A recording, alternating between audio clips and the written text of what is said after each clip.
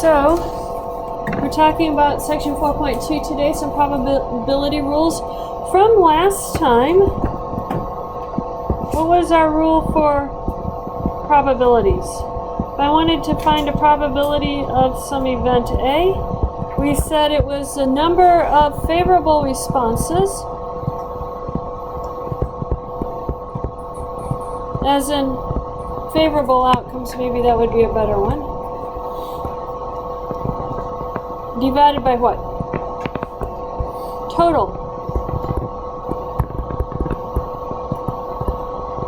number of outcomes.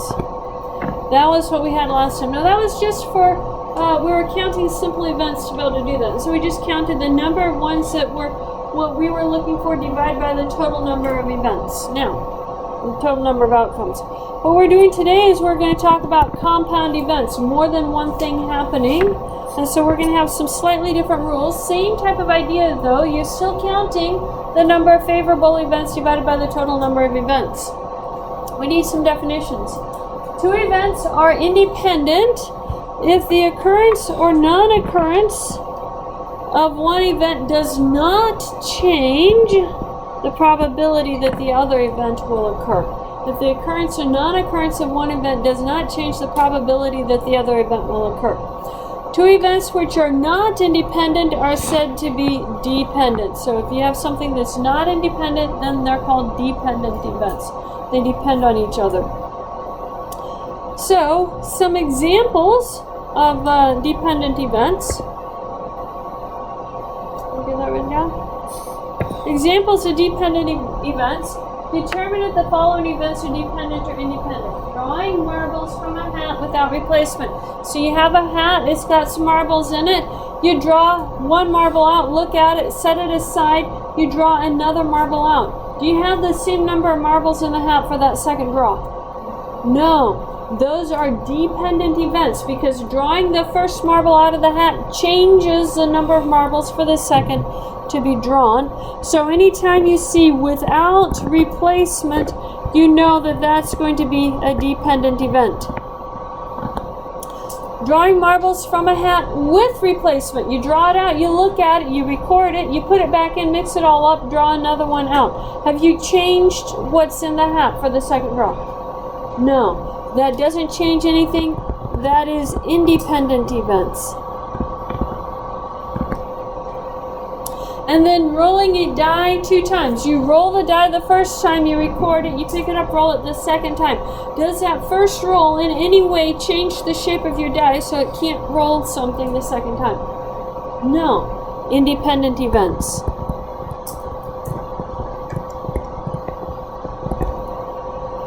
Your 2 events are independent. Any questions on that? We have to be able to determine dependent and independent events because that tells us which formula to use for our probabilities. We have multiplication rules. So for independent events, we are always looking for the phrase "and" when you're looking at independent events. So 2 events happening, we want both of them to happen, usually on multiple repeats of the experiment. So probability event A and event B happen is a probability of A times a probability of B, because the fact that A happens does not change the fact that B will happen. It doesn't change in any way your original structure that you had. You replaced all your marbles back in the hat. You didn't change your dice in any way for the second roll. If you're flipping a coin, you didn't change how the coin flips. It all works the same. Those are independent events.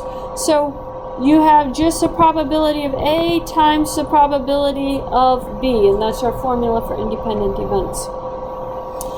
For dependent events, here again you still have "and", but we have this vertical line right here. And that vertical line means given that. Mathematicians are inherently lazy. We don't like writing words down if we can possibly help it. So we come up with symbols. And this is our symbol. So probability of A and B is equal to the probability of A times the probability of B, given that A happened. So you have the marbles in a hat. You draw a marble out. That's your event A. A happened. What is the probability of event B? You have fewer marbles to talk about in your hat. So now you change how many you're counting from. So that vertical line simply tells you A happened. Your first event happened. That cues you that there's a change in how you're calculating everything for the second event. You've removed something from your set. The only difference between these two formulas is whether you're writing A or B first. If you're saying A happened first, then A goes after your vertical line because it's given that A happened. Down here, you're finding the probability of A given that B happened because we assumed that the probability of B happened first. So these are in order from left to right. Probability of B happened first, so you multiply by the probability A happens when you know that B happened. We're always very lucky we get exactly what we want in probability. So we can assume that our probabilities happen the way we want. Okay, so some examples. One thing I have to say before we go to some examples. Notice the difference right here between this formula, that's too dark, between this formula right here and these formulas down here. The only difference is the probabilities get replaced right here. So if I'm looking at these two formulas, if they're independent events, I get the probability of B has to be equal to the probability of B given that A happened. This is for independent events. We're going to need this on your homework, and we'll come back to that. But I wanted to point that out. Probability of A times the probability of B has to equal probability of A times the probability of B given A. The probability of A is the same, so that means the second ones have to be the same if my events are independent. And that's how we verify if events are independent. We use that formula right there. So we'll come back to that. Okay, an example. You throw 2 fair dice. What's the probability of getting a 5 on each dice? So when you throw a dice, does what you roll on the first one in any way affect what you roll on the second one? No. So these are independent. So which formula do we use? The first one. So I have probability of 5 on first times the probability of 5 on the second. That's our formula. Okay, so what is the probability of 5 on the first? 1 out of 6. What's the probability of 5 on the second? 1 out of 6. That becomes a 1 out of 36 for our answer.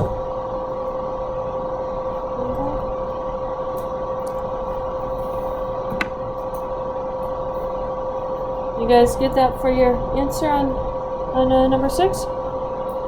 What is your answer on number 6? The same, right? It doesn't matter. The probabilities for a fair die are equal for each side. So it doesn't matter if I tell you a 2, a 4, a 3. Those are all going to be the same. Okay, so consider a collection of 6 marbles in a hat. There are 2 white marbles, 3 blue marbles, and 1 red marble. You draw 2 marbles out. Notice right here this says without replacement. Is this dependent or independent? Dependent. Find the probability of drawing 2 blue marbles. So I want the blue first and blue second. So this is going to be the probability of blue first times the probability of blue second given blue first. That's what that's equal to. Now, you don't have to write that whole formula out. We just have to plug in the numbers. What is the probability of getting a blue marble on the first draw? How many blue marbles are there? 3. How many total marbles are there? 6. So there's blue first. Now, you drew a marble out, and in probability, we're lucky. We get exactly what we want. So we drew a blue marble out, and we set it down. I want to draw another blue marble out. How many blue marbles do I have left to choose from? 2. How many total marbles? 5. Multiply straight across the top and straight across the bottom, you get 6 divided by 30. Remember, I'm all about not simplifying these, because on eClass, when you're doing the quizzes, I have to have a form for you to choose, and Moodle doesn't, well, eClass doesn't let me have them accept different forms of the same answer. So I have it just in this form. Multiply straight across the top, multiply straight across the bottom, write down your answer. So that's the form we're going with. So my answer is 6 out of 30. Let's look at it again on the second one. This one is with replacement. So are these dependent or independent? Independent. Let's look at the probabilities. I'm looking for 2 blue marbles. So blue on the first and blue on the second. So what is the probability of blue first?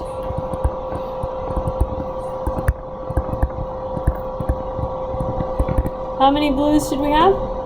3 out of.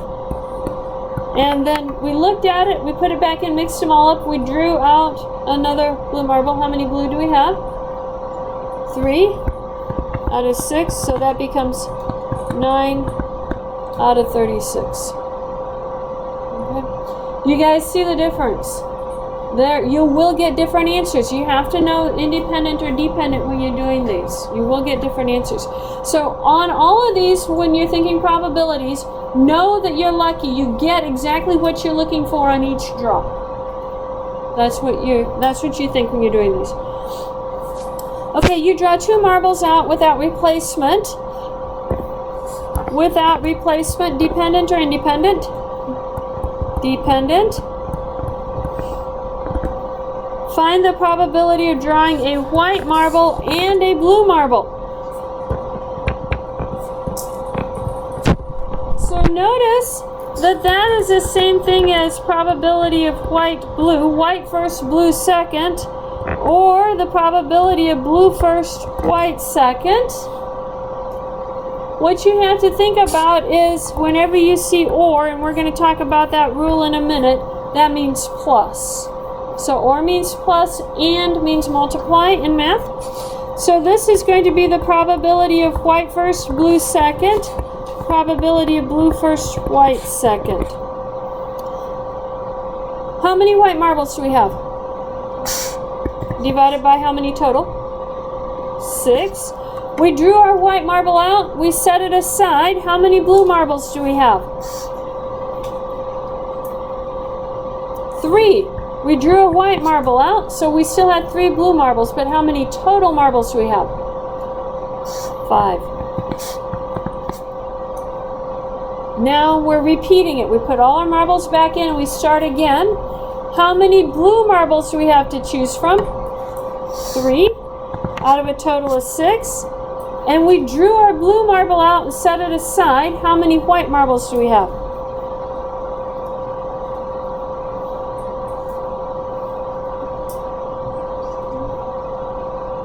How many white marbles? Oh, someone told me 1 out of 6. Let's fix that.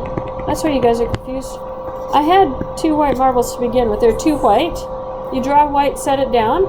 Now you're looking for blue. On the first one, there were 3 blue. On the second one, you're starting with blue. There are 3 blue. You set the blue one aside. How many white do you have? 2. Out of a total of 5. So when I simplify this, I get 6 over 30 plus 6 over 30. That would be 12 over 30 for my answer. Does that make sense? Notice it said blue and white, but it didn't specify the order. So when I'm writing this down here, WB, that means W is first and blue is second. White is first, blue is second. And then the second one over here, blue is first and white is second. That's what's happening. So how do you calculate the probability of white first and blue second? How many white do you have? 2. Total of 6. You drew the white one and set it aside. How many blue do you have to choose from? 3 divided by 5. And then you have to repeat it for the blue-white order. and then add your two events together because you're counting all the possibilities. Okay, so we're going to repeat it on the second one. This one is with replacement. So is this dependent or independent? Independent. Now watch how this is going to change it. I'm going to do the same thing. I want a white marble and a blue marble, but if it doesn't specify the order, I have to give the order. So that's going to be blue, white, or white, blue. I can get the order either way. So that's probability of blue, white, plus the probability of white, blue. How many blue marbles do you have to choose from? 3 out of a total of 6.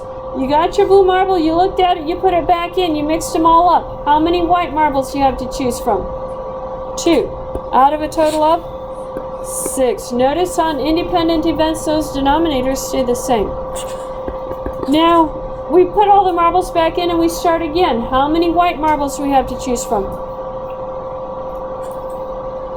2 divided by 6. You put your white marble back in. How many blue marbles do you have? 3 out of 6. So you're going to have 6 out of 36. 6 out of 36. What does that give you? 12 out of 36. And that's our answer for that one. Notice the first one you got 12 out of 30, and the second one you get 12 out of 36. There will be slight differences on these because choosing a marble out and setting aside changes which your second choice can be made from. Any questions on that? Did you guys get your problem done that's just like that? It's on your sheet. You'll want to do that one really quick before I disappear that one off the slide. This is going to be number 7.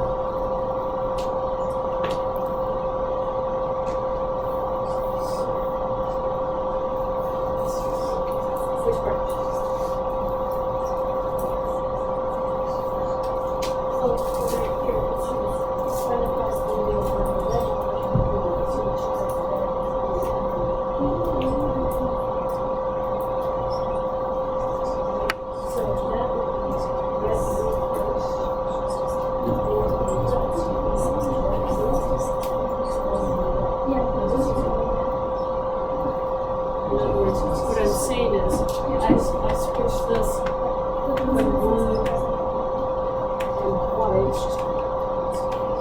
How can you get a blue and white? You can get a blue first and white second, or you can get a white first and blue second.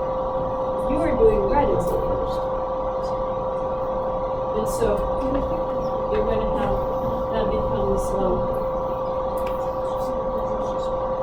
blue and a white becomes blue first and white second, or white first and blue second, and that becomes red. That becomes a black. So you're replacing your white with a red, and I think it's just a blue and red. So you're looking for this. So they can break that apart.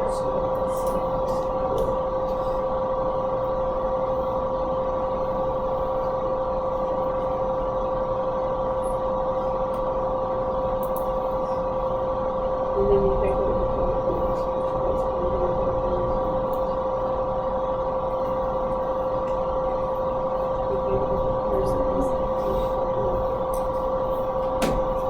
Okay, compare your answers with each other when you get this done. I want everybody to have the same answer and make the grader a lot happier if they're all the same correct answer.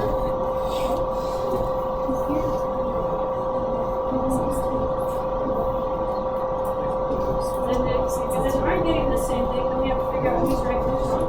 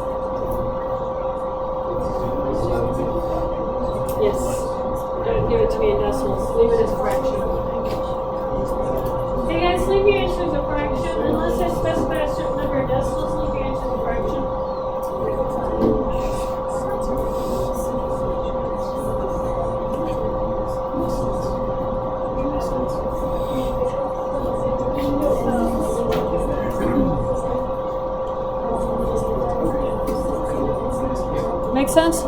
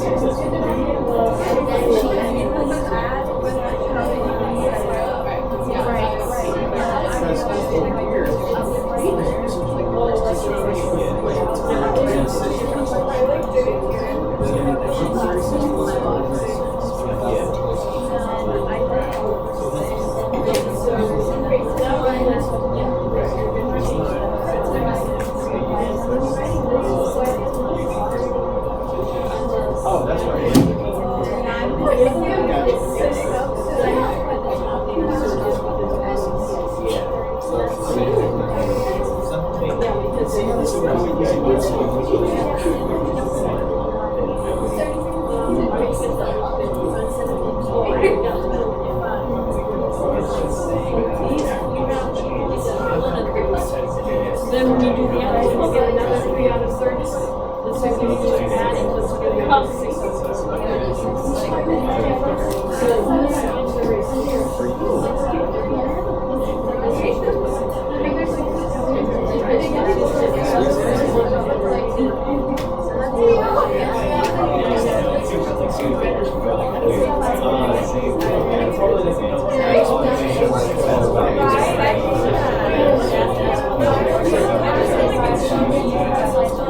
Okay guys, let's continue to the next one.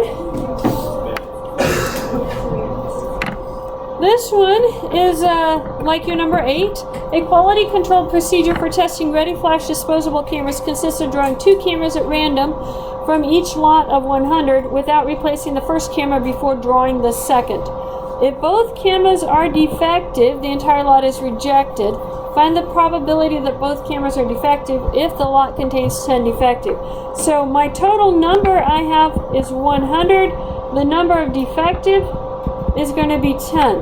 I want to know, find the probability of rejecting it, and we're only drawing 2 cameras. So we draw 1 camera out, and I want to know what is the probability of defective on the first and defective on the second. So this is my first camera, this is my second camera. Draw 1 camera out. What's the probability that camera is defective? How many defective do you have? 10. How many total? 100. Now you set that camera aside and draw your second camera out. You drew the defective. We're very lucky we get what we want. So how many defective do you have left to choose from? 9. We got our first defective one out of 99. So this becomes 90 out of 9900. Please don't simplify it. Leave it that way. That's the way E-Class is going to be looking for it for those doing it on E-Class. Don't give me a decimal answer. Just leave it like that. On WebAssign, you should not need to simplify these. You just can put them in as fractions unless it specifies a decimal amount. You should accept it.